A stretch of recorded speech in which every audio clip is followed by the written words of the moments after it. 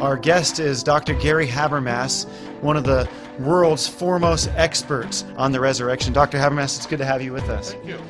Listen, I know that a lot of people are skeptical about the resurrection, and you've dedicated your life to defending that. If you had literally a brief amount of time to be able to defend it, what would you say defend the resurrection of Jesus Christ? You know, I guess I would start with my method, and the method I use is, I would challenge a skeptic, and I would say, I can take skeptical data that skeptical Bible scholars, now we're talking specialists, because you know, the skeptic's response is going to be, I don't believe anything. But I mean, if you talk to someone who's as skeptical as they are, but they're well trained in biblical studies, I will take their data, which they concede, because they all concede about the exact same thing. My argument is, I can take the data they concede and show the resurrection happened from their basis. So it looks something like this. If the Bible's inspired, Jesus is raised from the dead.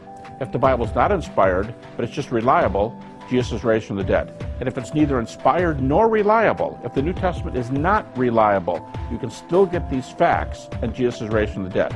So the bottom line is, Jesus is raised from the dead no matter what your view of Scripture is, which I call a heads I win, tails you lose argument. Now, if I only could pick one argument for the resurrection, I'd say it's this one.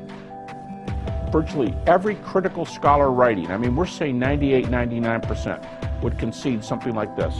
The earliest followers of Jesus had experiences which they believed were appearances of the risen Jesus.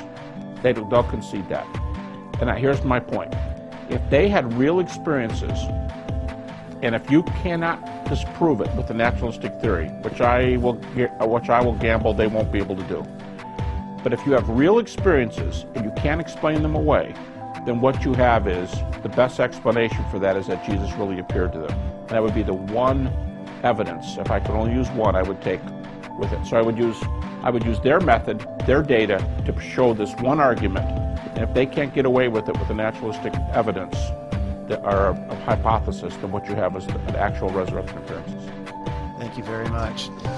For more information on the resurrection, make sure you pick up his book, A Case for the Resurrection.